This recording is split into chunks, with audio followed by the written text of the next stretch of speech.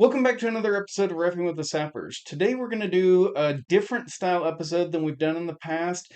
Normally we break down an entire game and every single decision that happens because of some things that are happening with some family coming in to visit, and then I'm going to be out of town for a little bit. So I don't have enough time to edit a complete game review with every single decision. So what I've done instead is we're going to have a shorter episode where I've picked a game from September 16th. It was a U12 boys game between Granite Bay and Placer United. This game by itself didn't have enough decisions where we would normally review it on the channel, but it had one really interesting call at the end of it. It's an offside call that basically everybody on the field, the spectators, even myself in the center of the field, everyone except for Katie would have gotten wrong, but Katie called it correctly onside, and it's a good lesson for coaches and parents about how things happen on the field. So let's watch this one. Now the ball's down here in this half to the right of the screen.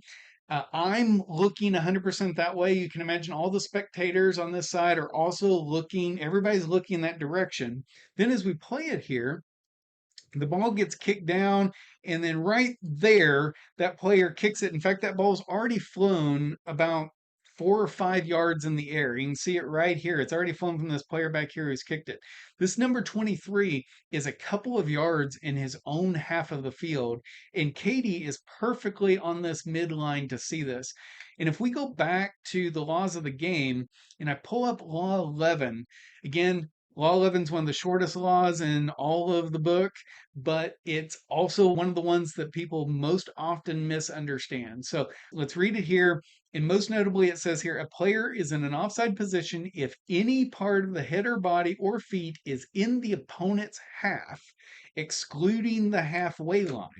So if we go back here, this green number 23, he's in his own half. The opponent's half he'd have to be on this side of the midline to be in an offside position. And even if he's standing right on the midline, that's not offside. So he is clearly onside here.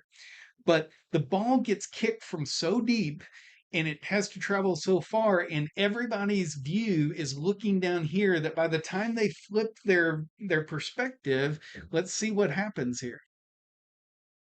Right about now is when everybody has turned, including me as the center referee. Now I've turned, and I'm having to flip where I'm looking. I've had to flip it 180 degrees. I've got to acquire, where is the ball going, who's it going to, what's happening up there. And now I look and I see this player. He's 2 or 3 steps in the opponent's half. So everybody looks, they see this, and they think that's offside. But again, Katie's in perfect position to see this. He was onside when the kick happened. And as we play this, he goes right down. Now, at this point, I'm running as fast as I can. I'm trying to catch up because, like, if this attacker catches him, clips him from behind, I got to be able to see what happened, because that would be a red card offense if he did that.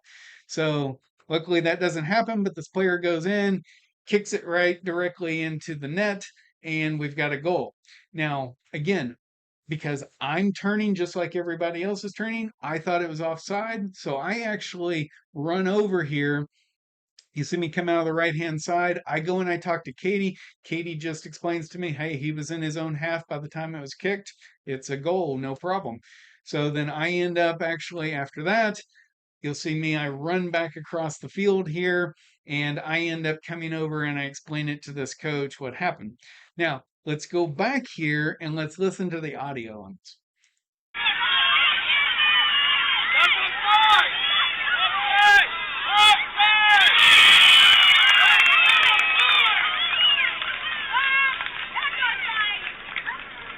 So you hear them from the very beginning. They're like, that's offside. That's offside. It's very clearly offside.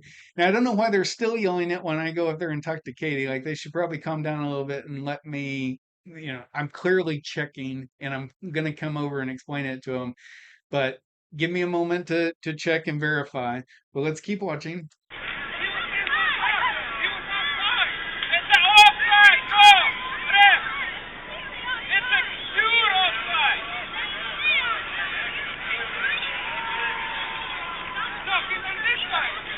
So there, I come over and I explain to him, Coach, he was in his own half at the time it was kicked, and you can't be offside in your own half. And then you hear him say, No, no, he was on this side. And then I look at him and I say, Well, she tells me that he was in his own half.